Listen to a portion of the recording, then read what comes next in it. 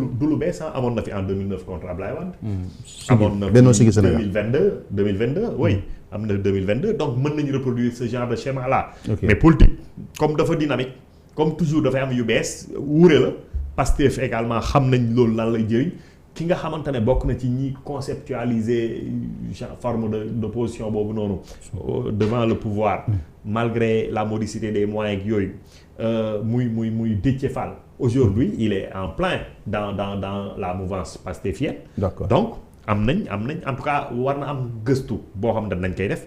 jàngat pour seet ban mooy le meilleur schéma pour loolu mais en tout cas war nañ teer lépp loo xamante ne moom ay orgueil la ay daaw kii moom a xuri woon kii moom waxoon lii loolu dañ koy war a dépasser sinon ils vont tous mourir de leur belle mort. Ok. Et l'opposition qui cite toujours Ousmane Sonko mel na Diomaye moom amuñu ak moom problème te Diomaye moo jiite régime bi. mais ban cible moo fi am beneen. Le président de la République. Non, le président de la République n'est pas une cible. La cible c'est le premier ministre. Ah mais loolu nag président jafe-jafe la nag. ma ne. li ñuy wax fii yëpp sànq ci information bi kan la président de la République wala ministre bi la sànq ba tey bu ñu waxee président dañ ko boo seetloo suñu waxtaan yëpp ñu ngi ko teg ci kaw. dañ koy sax fàtte. oui même ñun ñii yow mii diriger émission bi sax fàtte nga président de la République ministre bi fi nga wax ak Sonko justice bi nga fa ak Sonko gendarmerie fi nga wax ak Sonko CNRA ak Sonko mais parce que Sonko moo yore la conduite des affaires du pays suñu constitution noonu la bindoo Sonko est responsable devant le président de la République et devant l'Assemblée nationale. Oui. Et c'est le pendant de l'opposition également. En tout cas du chef de l'opposition. D'ailleurs ñu ngi ciy discuter sànq. Cet article 77 sur le code pénal qui protège kan lay protéger bu ñu nee dafa ñu protéger quelqu'un kan nangam kan la est-ce que ministre de l'intérieur la wala ministre chargé des relations avec les assemblées ñu bari dañ jàpp ne premier ministre ça mais daw discussion beneen yoon la. moo lay wane donc le premier ministre mooy responsable. C'est lui qui conduit la politique de la nation. C'est lui qui fait sa déclaration de politique générale à l'Assemblée. ñu nangul ko. oui bu ñu ko nangul woon dañ koy mettre mën nañ ko censurer. kenn censurer wu ko jox nañ ko lenge yi moom. ngoonte boon ku fi ñàkk liggéey moom la kuñ fi dàq moom la. mais bu njëkk loolu daan na am te du tee opposition bu ñu daan wax par exemple jamonoy Macky Sall seen cible du woon nekk ay Amadou Ba Macky Sall lañ donte Macky Sall ne woon na sax du ma def beneen mandat mais opposition bi fi nekkoon Macky lañ doon song mais aujourd'hui Ousmane Sonko c'est vrai que mooy premier ministre et tout ça li nga wax lépp mais président Diomaye opposition bi dafa mel ne daal ñoom soxlawuñ dara si Diomaye daal. oui xam nga Fallou. oui. d'abord sax du woon stratégie sax. ci kuy politique. mën na lire politique wala xam tuuti politique di attaquer ji président de la République c'est tout à fait le contraire ci kanam tuuti. les doivent changer de position et assurer encore une petite protection au président de la République.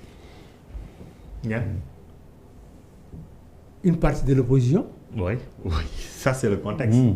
C'est le contexte qui l'exige. Oui, tout à fait, absolument. Je vois par exemple Thierno Alassane Sall qui demande il faut protéger l'institution, le président de la République. Mais oui. Mais oui. C'est très paradoxal. Non, mais paradoxalul da ngay seet xeex bi lan moo ko mën a changer président de la République mënoo ko fi jëlee. mënoo ci moom dara. Sauf que ñoom ñu décider nangam ak nangam te loolu mënuñu ci dara. Tandis que premier ministre président assemblée nationale ku mu ci mënti doon ci àdduna mën nañ la changer ci fukki fan bu fekkee ne am nga li nga am nga lu ko def ci assemblée nationale bi. Ensuite premier ministre ci boppam tey moom moo wone ay soupçons. ay éclaircies. ne am na problème mu ne dañ ma bëgg a dàq mais du ma dem mën naa démissionner dem toog wax na ko. ngoonte comme xelam a ngi ci démission dañ koy aider pour mu gën a dem mais loolu mooy politique mais doo ko fi bàyyi moom. alors. est-ce que waxu ko si non dafay dëgg en fait moom aujourd'hui dafa am aussi kàddu gu muy wax en que ne ñu koy attaqué ñëpp wala di jéem a fexe wala bon pas moom sama ko wax waa kër yi ñu koy jàppale ñi attaqué Sonko ne dañuy jéem a protéger Diomaye parce que Ousmane Sonko respecté ko directeur yi dañuy wax lu leen neex li ñu bëgg mooy isoler Ousmane Sonko pour mën a jote si Diomaye parce que fekk Ousmane Sonko mu ngi fi duñ mën a jote si Diomaye. non Diomaye moom kenn utu ko Diomaye moom ki ko jëkk wut Sonko la dañu wax dëgg rek. Sonko ko jëkk wut. waaw mais yow dégg nga ko tamit dañuy am crise d'autorité. oui. xam nga ñun aussi bu ñu fàttee li ñu dégg ba pare nettali ko nit ñi. il faut que ñuy jël aussi ñun aussi ces risques là sur nos plateaux pour dire ñun dégg nañu mu wax ne est-ce que dëgg la est-ce que dëgg mais moo ne dafa am crise d'autorité. waaw mais da see tegaale tam ne boo demee ba sa ay noonu daaw di la sant ko gërëm yaa problème. mais noonu daaw yi dañuy jubboo dañuy tuub dañu bàyyi nañ catholique ñëw nañu léegi nekk nañ jullit ñu ngi dem màkk ñu ngi yow dañ leen di téye loolu du wax. moom moo wax ne. moo wax loolu moom moo ne nañ ma bàyyi ma gouverner. te non seulement bàyyi nañ ko mu gouverner parce que moom bàyyi ko muy gouverner dañ ko jox ci gouvernance bi loo xam ne ëpp na. nañ waxante dëgg rek décret nommant Samba Ndiaye mu ne dinaa leen won ne na ngeen seet ndëgam décret bi dina am. dina am ba xam dina jël fonction. waaw mais loolu ñun tamit ñun si suñu jàngale. wala suñu waxtaan. bu ñu koy fàtte. bon Ahmed Aïdara sax kay mu ngi ñuy xamal ne du boobu kese am na yeneen i décret. yu président jël te nee na te kon du suñu ko. waaw est-ce que kii tere nañ ko mu doxal. déedéet. voilà mu ngi doxal. ok. donc l'opposition fi mu nekk daal pour yow baax na c'est-à-dire Ousmane Sonko moo war a nekk seen. opposition jël na ligne. ok il faut ñu ne parce que ñu ngi koy gis. oui taxaw na. ils ont un discours conséquent mais parfois c'est rigolo mais c'est vrai dégg naa Abdou Mbow di wax naan léegi nag da ngeen ñu dimbali seen jooy yi bari na jooy ngeen ba ñu jox leen réew mi jooy ngeen ba ngeen faru léegi bu leen ñu rekk jooy liggéey leen mais c'est rigolo mais c'est vrai on ne peut pas prendre un pays ñu jox la ko pare nga téye réew mi di jooy rek.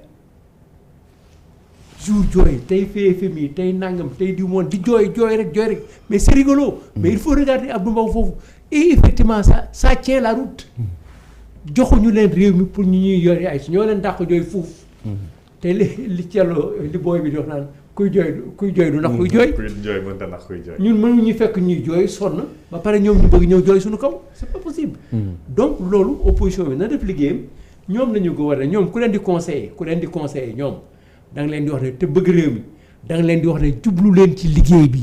ok Ousmane Sonko jot na nga jublu ci liggéey bi jublul ci tabax jublul ci teggi teg jublul ci yokk jublul ci recruter jublul ci joxe jiw jublul ci régler inondation jublul ci loolu lañ lay doyee feneen foo aw fudul foofu yaa ngi ci njuumte te di nga ko gis ëllëg.